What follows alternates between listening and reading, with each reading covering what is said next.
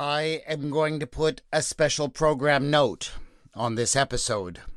The biblical story that this episode deals with is all about sexual situations and concerns, in particular, a story of attempted rape, which is apparently thwarted by the direct intervention of God.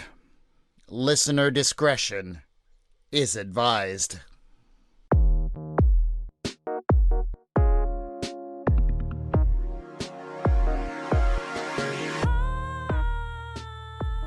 From there, Abraham journeyed toward the region of the Negeb and settled between Kadesh and Shur.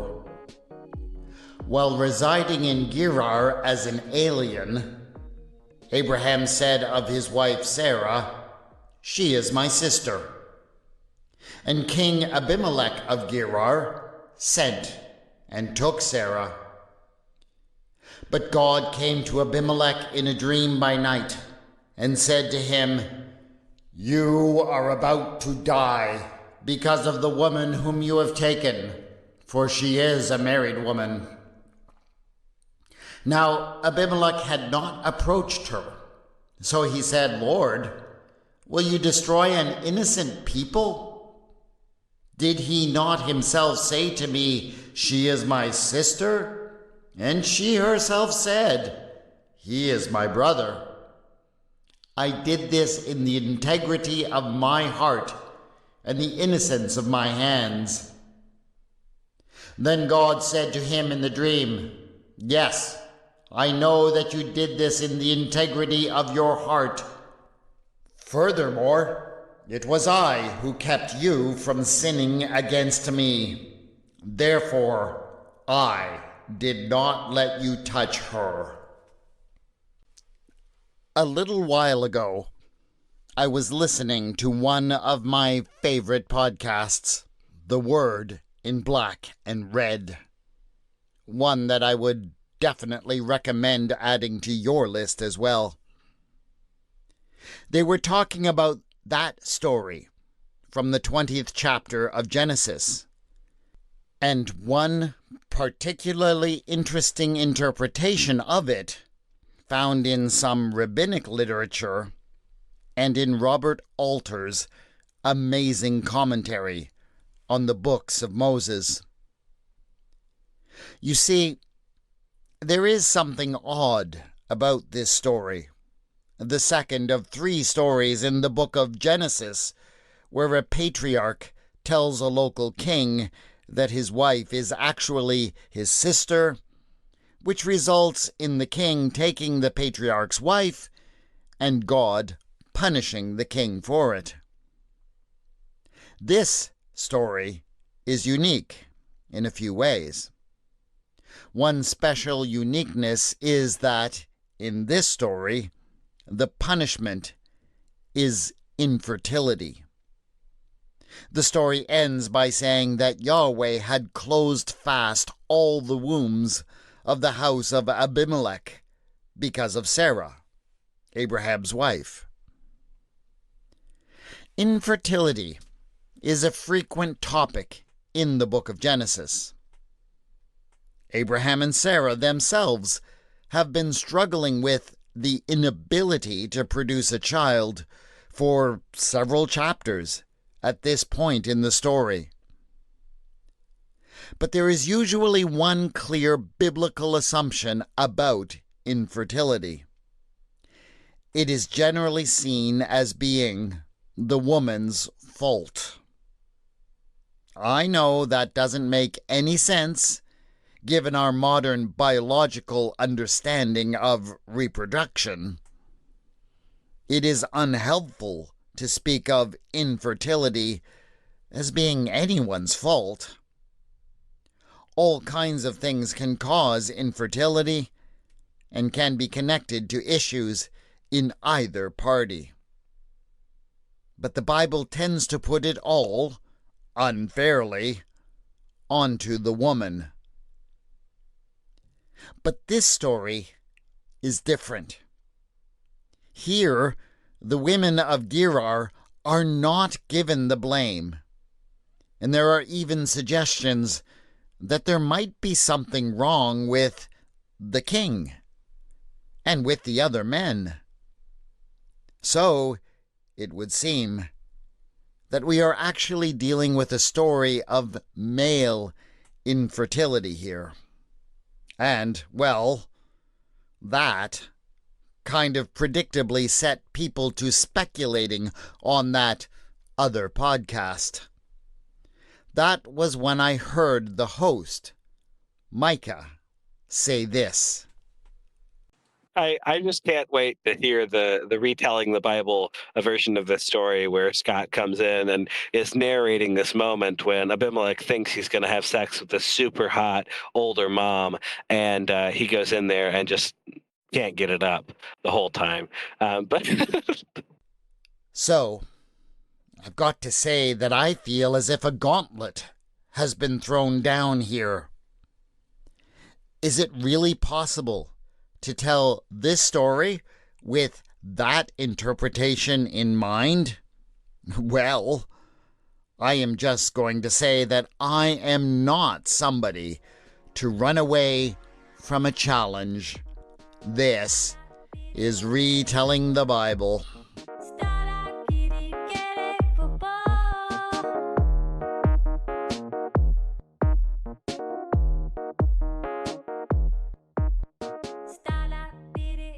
Episode 8.12, The Nepo Baby of Gerar.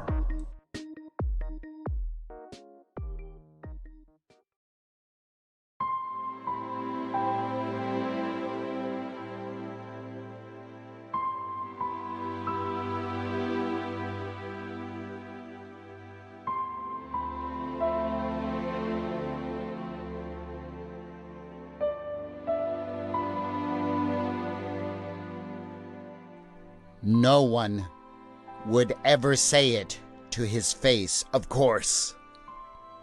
But Abimelech had long suspected that they said it about him behind his back, literally all the time. They said that the only reason why he was in his position was because of who his father was. It had nothing to do with his own skill or ability. It was not because he actually had done a decent job, kept things under control, and increased revenues to the treasury. No, it was only because of his name. Of course, the name that he had been given didn't help at all.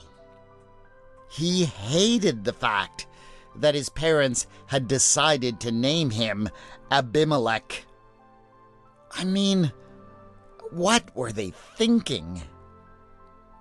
Everybody knew what the name meant. Every time he introduced himself, he was actually repeating the phrase, "My daddy was the king." And of course, he noticed how they sniggered and laughed at him every time he did it. How was he supposed to make a name and a reputation for himself when he was saddled with such a name by his parents? Now, was it true that this was actually what everybody thought about Abimelech?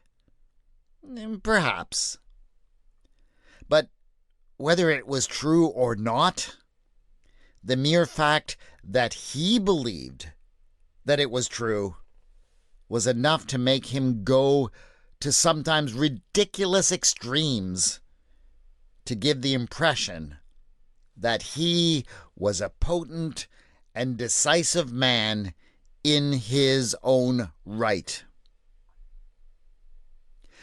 A perfect illustration of that was the entire incident with that man, Abraham, and his sister. The man was a herder who came to settle at Gerar for a season. He was quite fabulously wealthy for someone who lived as a nomad. The rumor was that he had obtained his huge flocks and herds in some kind of scheme down in Egypt a few years earlier. Also traveling with this man was a woman, his sister, named Sarah. And almost as soon as they arrived, word started to spread about how she was supposed to be this extraordinary beauty. When Abimelech finally saw her, he had to admit that, yes, she was quite handsome, but she was also a bit old for his taste. He didn't really feel any great attraction towards her. But people had certain expectations of their kings. He was supposed to be defined by his conquests, on the field of battle, to be sure, but also in his pursuit of women. A king who could not regularly bed his wives and concubines and all the beautiful women who were in the vicinity was seen to be failing.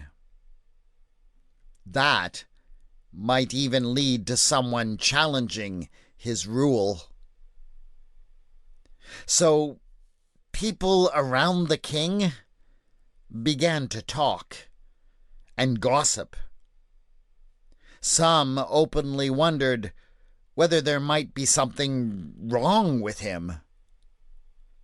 When one counselor asked him why he hadn't yet sent for Sarah, he muttered something about wanting to respect the privacy of the visitors who passed through his territory. To that, the counselor responded, "Quite right, sir. Your father was always a very respectful man, and you are wise to follow his example." And then he muttered under his breath, "Now there was a real king." That settled things for Abimelech. He was not his father. He was his own man. And if he wanted to take the sister of some random nomad, he was damn well going to do so. And so it was that the very next day, he sent some of his men to take Sarah and bring her to his harem. He would show all of his officials that he was nothing like his father.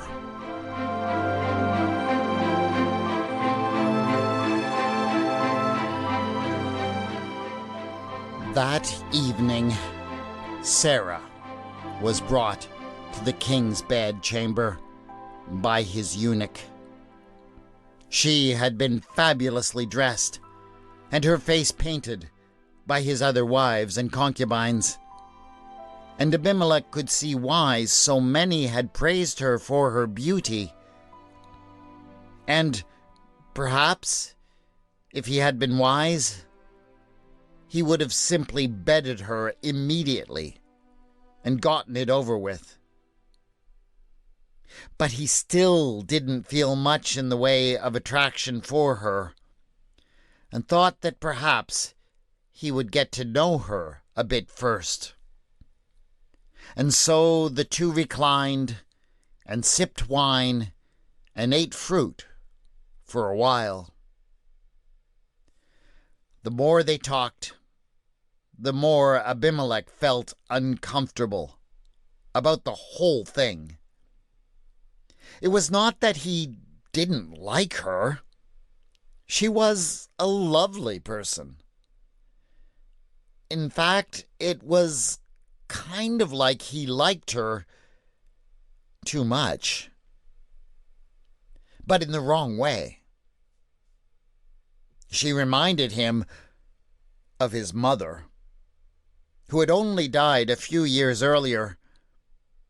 It was not just that she was old enough to be his mother, but she also kind of looked a bit like her. She also had some of the same ways of speaking, and definitely related to him more like a parent than a spouse. Distressed, Abimelech found it increasingly harder to imagine having sex with her. He began to compensate by drinking more and more wine as the evening progressed. Eventually he realized that he could not put it off any longer. He knew that he would be surrounded by everyone in the court the next morning, asking for a full account of the night's activities. But when he got there, his body, his member, betrayed him. He just couldn't do it. Sarah was very kind. She certainly wasn't upset, and frankly seemed a bit relieved. She said that it happened to a lot of men, and he had no need to be ashamed. Maybe it was just because he had had too much wine. But her kindness only made it worse. He sent her away in anger and confusion.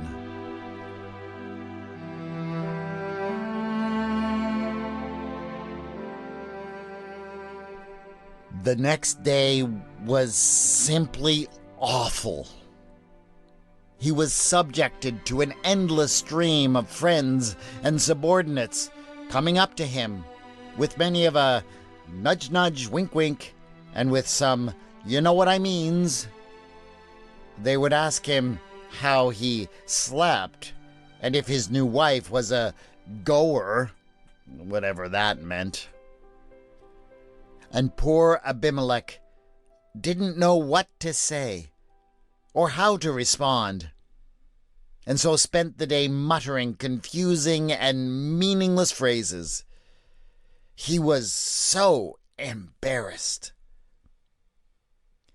And so, when the next evening arrived, he resolved to himself that this time he would accomplish the deed, that nothing would get in his way. But now, the pressure was so high on him that, if anything, his member was even more rebellious. It seemed as if all the yeast in the kingdom would be unable to get a rise out of the royal tallywhacker. And so it went for weeks. And the damage wasn't even limited to his newest wife. When, out of desperation, Abimelech decided to spend a night with his hottest young concubine, even there, he found that he could not perform for her. His confidence in his own ability was completely shot.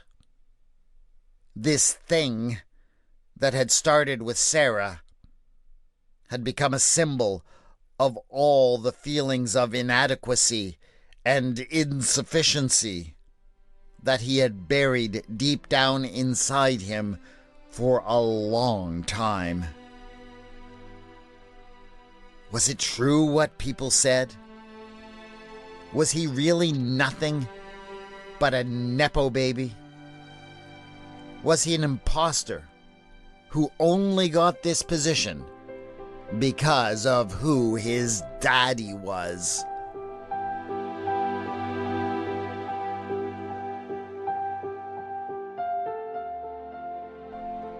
The king was incapable of hiding his troubles.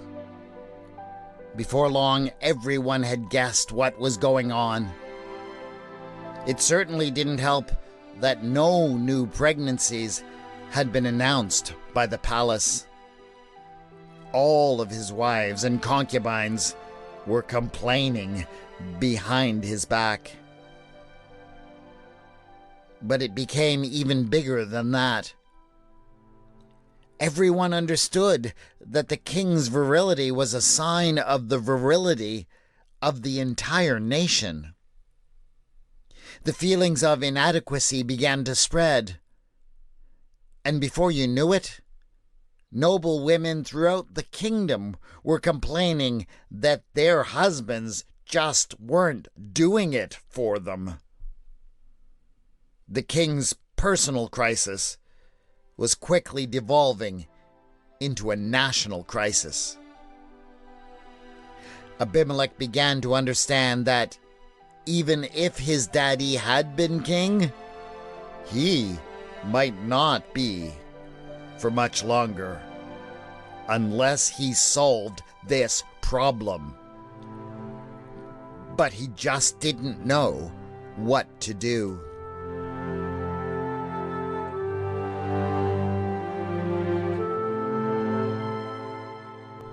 One night, Abimelech finally decided that he needed a break from all of the pressure. Failing to perform night after night was wearing him down. And so, he didn't summon any of his women to his bed. This was perhaps a very wise decision. He had not been sleeping well. He went to bed alone and quickly fell into a deep slumber. Some say that the gods speak to us in our dreams and lead us to the deeper truths. Others say that the messages that come in our deepest slumber do not require the interventions of deities and are only the things that we already know in the deepest recesses of our minds. The dream simply makes us more aware of them. I do not know which of these two possibilities was behind what was revealed to Abimelech in his dream. Sometimes I wonder if they both amount to the same thing. All I know is that when the king finally awoke, he saw the crisis he was facing in a very different light. He remembered his dream vividly. A strange man, probably a foreign god, had come to him and told him that all of his problems had started because he had taken a married woman. As soon as he heard this, Abimelech knew that this had to be about Sarah. Had he not always suspected that there was something between her and that nomadic herder beyond kinship? Had he not always sensed a deep sadness within Sarah, a feeling that she had been deeply wounded by her so-called brother? Suddenly, it all made sense. He had been tricked into taking a married woman into his harem. And that meant that everything that he had suffered, his failure to perform, was not due to some lack in himself, but a punishment from a god for the violation of another man's wife. It was not his fault. He was flooded with relief. But the relief was short-lived.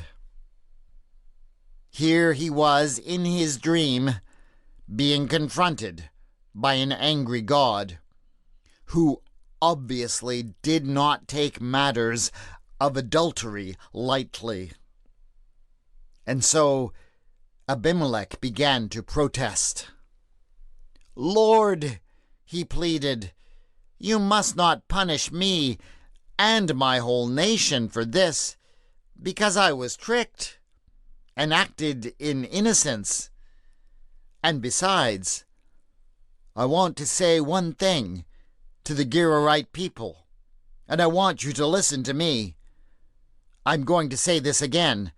I did not have sexual relations with that woman, Miss Sarah."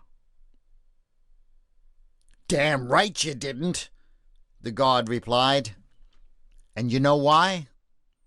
Because I prevented you.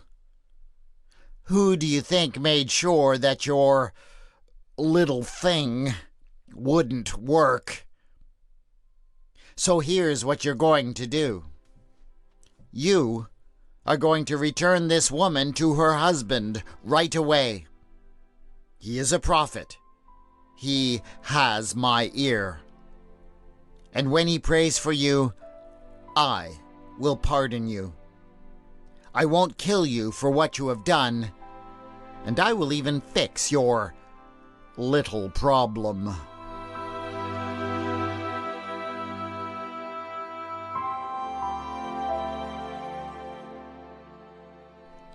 Abimelech demanded that Abraham be brought to him immediately, and within the hour, the herder stood before him, looking rather disheveled and more than a bit nervous. Abimelech was furious at the deception that had been played out against him. Abraham tried all kinds of excuses. He was afraid that the men of Gerar were uncivilized and would just outright murder him for his wife. And besides, Abraham continued, he hadn't technically lied. Sarah was his sister, or at least his half-sister. These excuses were so enraging that the king had to cut the man off before he lost all control of himself. How was Abimelech responsible for this man's violent stereotypes of the people of Gerar? And the issue was never whether or not Sarah had been his sister. Abimelech had 3 wives who were at least half-sisters.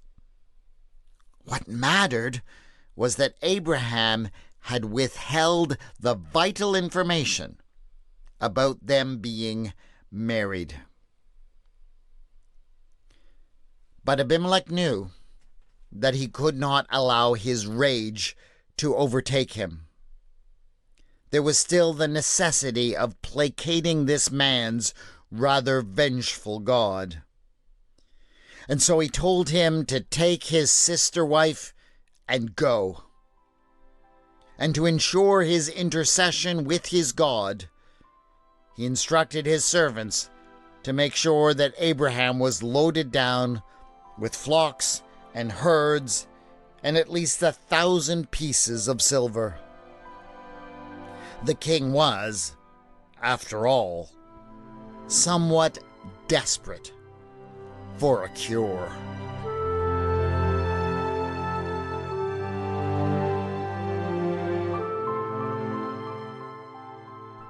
Courage, something shared by countless Gerarites, those who risked their lives on the field of battle. When I accidentally took an already married woman into my harem, I was primarily concerned with ridding myself of her. But secondly, I was concerned about the possible side effects, like erectile dysfunction, ED, often called impotence. You know, It's a little embarrassing to talk about ED, but it's so important to millions of men and their partners that I decided to talk about it publicly. After all, it can be associated with many conditions, including unwise taking of women, angry gods, or even smoking. The point I want to make is that there are many treatments available for ED. So my advice is to talk to a prophet. It's the best way to get educated about ED and what can be done to treat it. It may take a little courage, but I've always found that everything worthwhile does.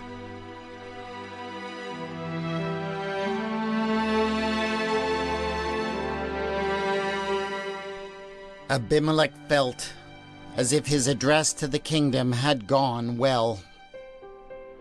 The people had been somewhat shocked to hear him admit the troubles he had had.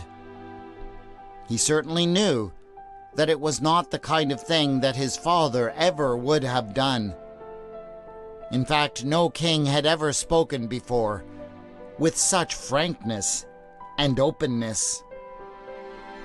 But as far as Abimelech was concerned, that was a good thing.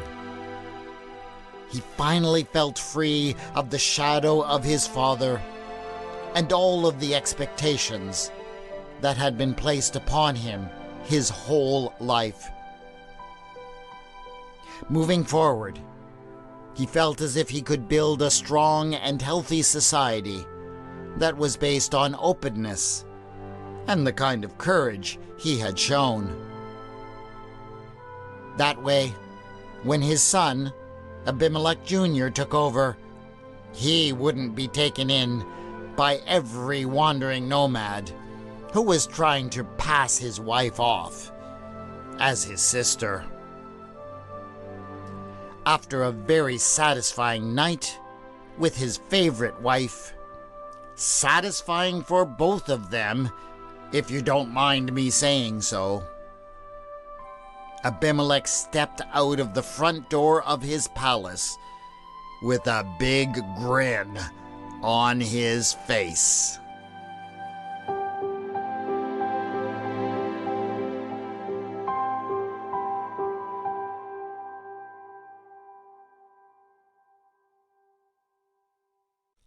The story in Genesis never quite says what the problem was that was preventing Abimelech's wives from getting pregnant, and that prevented him from touching Sarah. But I think that Robert Alter's suggestion that this story is talking about the king's impotence, without identifying it in so many words, is correct. I see two key reasons why the author of the story wanted us to jump to that conclusion. First, and probably most importantly, Abimelech's impotence is necessary because immediately following this episode, Sarah finally becomes pregnant after literally more than a decade of struggling with infertility. There is an absolute need for us to come away from this story with a clear understanding that Abimelech is not the father.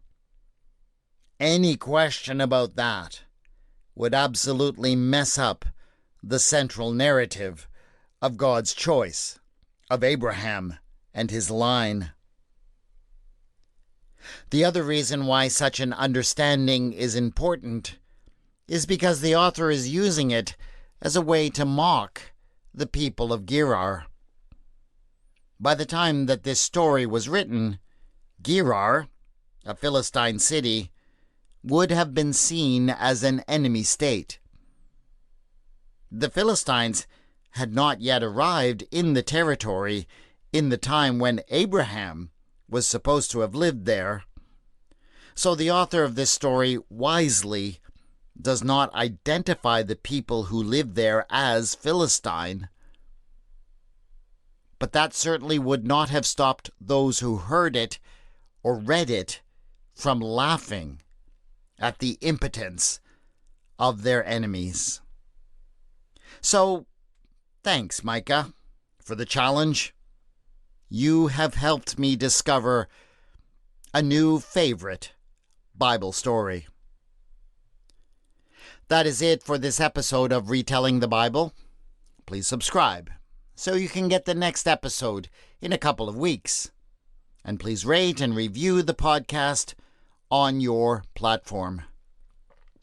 The theme music for the podcast is Ah Da by Kevin MacLeod, and the mood music for this episode was Yesteryear's Decision by Sasha End. The music is licensed under the Creative Commons and can be found at incompetech.com and at filmmusic.io, respectively. You can contact me on twitter.com at retellingbible and on the Facebook page, Retelling the Bible. Show notes for this episode have been posted at retellingthebible.wordpress.com. There you will see some of the cultural references that I made in the story that I hope might have been familiar to you.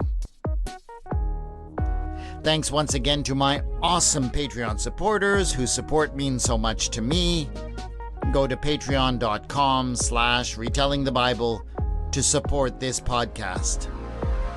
This is Retelling the Bible, and I have been your storyteller, W. Scott McCandless.